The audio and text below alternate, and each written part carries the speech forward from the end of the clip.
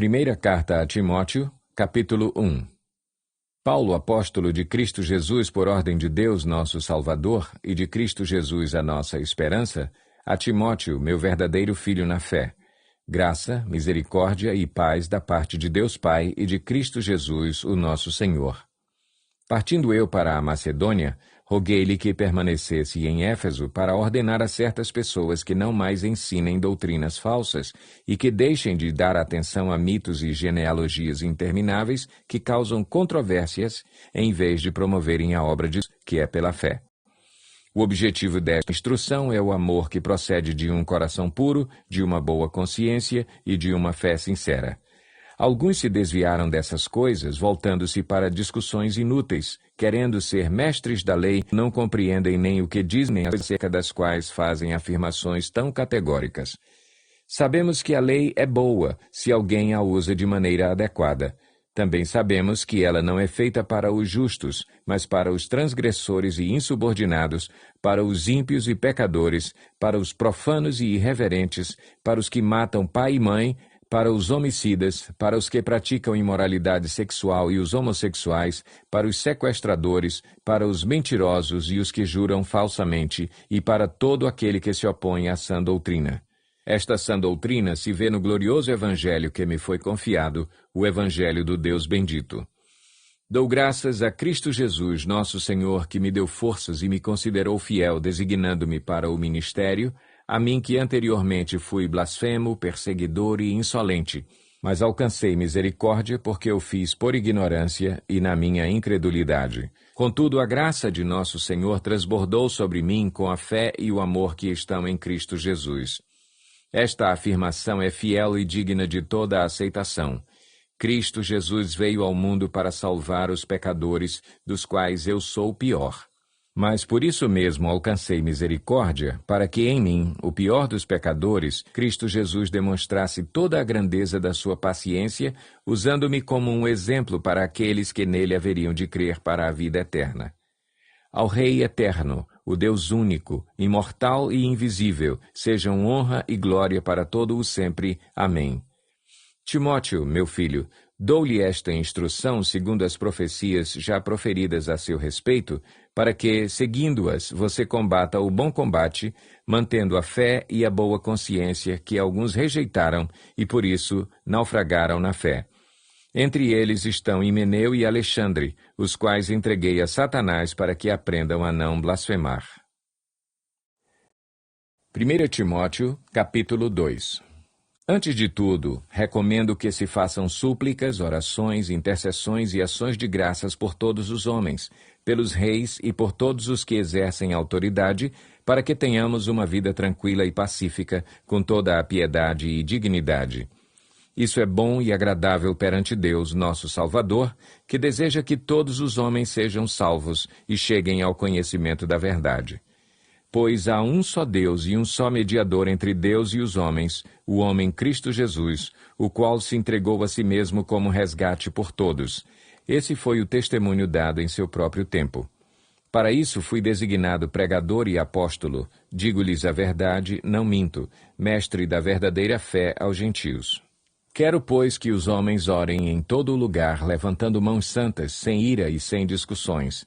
Da mesma forma, quero que as mulheres se vistam modestamente, com decência e discrição, não se adornando com tranças e com ouro, nem com pérolas ou com roupas caras, mas com boas obras, como convém a mulheres que declaram adorar a Deus. A mulher deve aprender em silêncio, com toda a sujeição. Não permito que a mulher ensine, nem que tenha autoridade sobre o homem. Esteja, porém, em silêncio, porque primeiro foi formado Adão e depois Eva. E Adão não foi enganado, mas sim a mulher que, tendo sido enganada, tornou-se transgressora. Entretanto, a mulher será salva, dando à luz filhos, se elas permanecerem na fé, no amor e na santidade, com bom senso. 1 Timóteo, capítulo 3. Esta afirmação é digna de confiança. Se alguém deseja ser bispo, deseja uma nobre função. É necessário, pois, que o bispo seja irrepreensível, marido de uma só mulher, moderado, sensato, respeitável, hospitaleiro e apto para ensinar, Não deve ser apegado ao vinho, nem violento, mas sim amável, pacífico e não apegado ao dinheiro. Ele deve governar bem sua própria família, tendo os filhos sujeitos a ele com toda a dignidade. Pois, se alguém não sabe governar sua própria família, como poderá cuidar da Igreja de Deus? Não pode ser recém-convertido, para que não se ensoberbeça e caia na mesma condenação em que caiu o diabo. Também deve ter boa reputação perante os de fora, para que não caia em descrédito nem na cilada do diabo. Os diáconos igualmente devem ser dignos, homens de palavra, não amigos de muito vinho, nem de lucros desonestos. Devem apegar-se ao mistério da fé com a consciência limpa. Devem ser primeiramente experimentados, depois, se não houver nada contra eles, que atuem como diáconos. As mulheres igualmente sejam dignas, não caluniadoras, mas sóbrias e confiáveis em tudo. O diácono deve ser marido de uma só mulher e governar bem seus filhos e sua própria casa. Os que servirem bem alcançarão uma excelente posição e grande determinação na fé em Cristo Jesus. Escrevo-lhe estas coisas, embora espere ir vê-lo em breve. Mas, se eu demorar, saiba como as pessoas devem comportar-se na casa de Deus, que é a igreja do Deus vivo, coluna e fundamento da verdade. Não há dúvida de que é grande o mistério da piedade. Deus foi manifestado em corpo, justificado no Espírito, visto pelos anjos, pregado entre as nações, crido no mundo, recebido na glória. 1 Timóteo, capítulo 4. O Espírito diz claramente que nos últimos tempos alguns abandonarão a fé e seguirão espíritos enganadores e doutrinas de demônios. Tais ensinamentos vêm de homens hipócritas e mentirosos que têm a consciência cauterizada e proíbem o casamento e o consumo de alimentos que Deus criou para serem recebidos com ação de graças pelos que creem e conhecem a verdade.